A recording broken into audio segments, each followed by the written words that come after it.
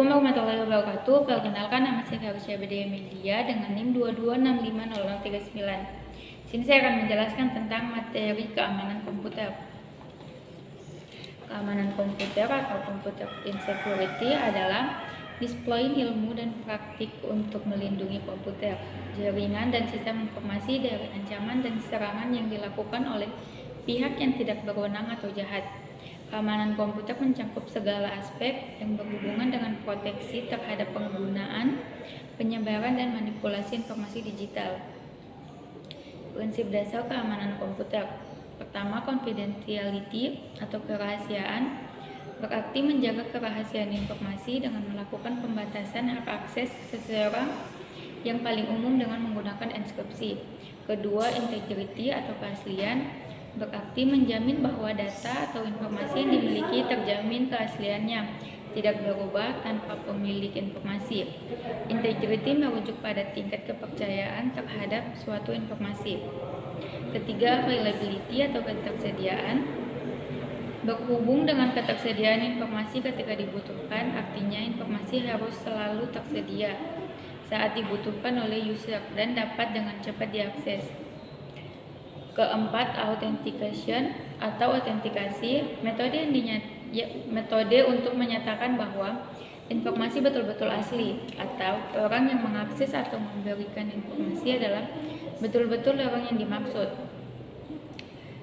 Kelima, otorisasi, memastikan bahwa pengguna hanya memiliki akses yang diperlukan untuk melakukan tugas mereka dan mencegah penggunaan yang tidak sah atau penyalahgunaan hak akses. Terakhir, non-repudiation, tidak dapat dibantah. Non-repudiation atau tidak dapat dibantah merujuk pada konsep dalam keamanan komputer, di mana pengirim sebuah pesan atau transaksi tidak dapat membantah bahwa ia telah mengirim atau melakukan transaksi tersebut. Ancaman keamanan komputer secara umum. Pertama, manusia, hacking, tracker, atau sesiapa saja yang berusaha atau telah mengakses sistem tanpa izin dari pihak yang berwenang.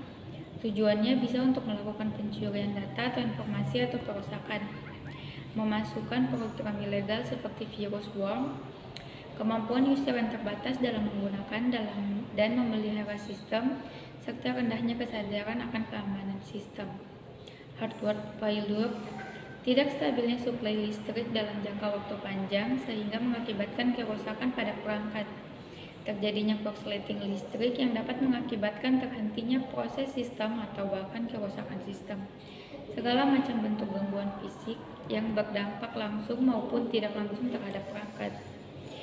Ketiga, software failure, adanya kesalahan pada sistem operasi, adanya kesalahan saat mengupdate program, uji coba program yang tidak memadai sehingga menyiksa error pada perangkat. Keempat, alam merupakan ancaman yang tidak bisa dicegah seperti banjir, gempa bumi, kebakaran, dan sebagainya. Ancaman keamanan komputer, keamanan yang bersifat fisik termasuk akses orang ke gedung, peralatan, dan media yang digunakan. Keamanan yang berhubungan dengan orang atau personal, identifikasi user atau username dan password, profil resiko dari orang yang mempunyai akses. Ketiga, keamanan dari data dan media serta teknik komunikasi, enkripsi, firewall, VPN. Terakhir, keamanan dalam operasi, adanya prosedur yang digunakan untuk mengatur dan mengelola sistem keamanan dan juga termasuk prosedur setelah serangan. Security attack model. Interruption, perangkat sistem menjadi rusak atau tidak tersedia. Serangan ditujukan kepada ketersediaan dari sistem. Interception, pihak yang tidak berwenang berhasil mengakses aset atau informasi. Contoh dari serangan ini adalah penyadapan. Modification, pihak yang tidak berwenang tidak saja berhasil mengakses, akan tetapi dapat juga mengubah atau tamper aset. Contoh dari serangan ini antara lain adalah mengubah isi dari website dengan pesan-pesan yang merugikan pemilik website. Terakhir, fabrication, pihak yang tidak berwenang dapat membuat hardware dan software palsu untuk mengontrol sistem. Contoh dari serangan jenis ini adalah memalsukan hardware seperti aslinya dan atau memasukkan pesan-pesan palsu seperti email palsu ke dalam jaringan komputer.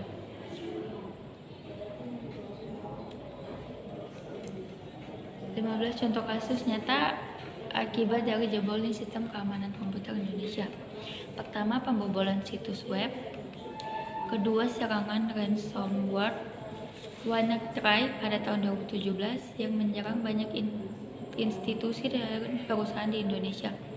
3. Pembobolan situs web Kominfo oleh hacker pada tahun 2015. 4. Pembobolan situs web Bank Mandiri pada tahun 2015.